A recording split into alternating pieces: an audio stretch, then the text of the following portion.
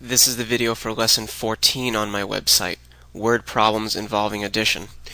Many students have tremendous difficulty with word problems, and the only way to get better at them is to just do as many as you can.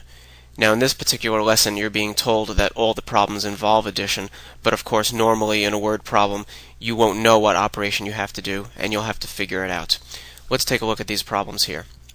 John has 8 apples and Mary has 5 apples. What is the total number of apples that they have together? Well, even though we're told that this involves addition, let's pretend that we don't know that these are addition problems. I'm going to look for as many keywords as I can find.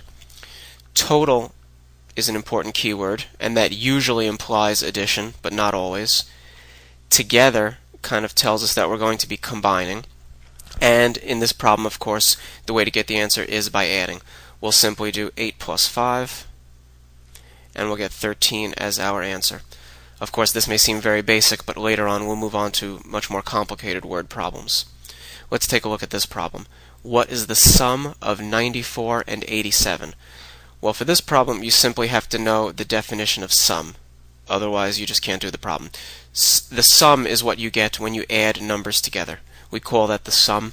So this tells us just to add these two numbers together. We'll simply do 94 plus 87, and we will get 181 as our answer. Let's take a look at this problem. Steve has 74 apples and Jane has 219 apples. How many apples do they have combined? Again, we have to look for keywords. Combining almost always means that we're going to have to add to get our answer.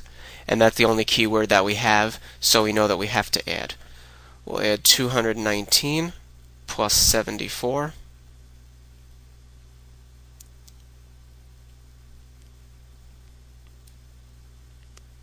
And we get 293 as our answer.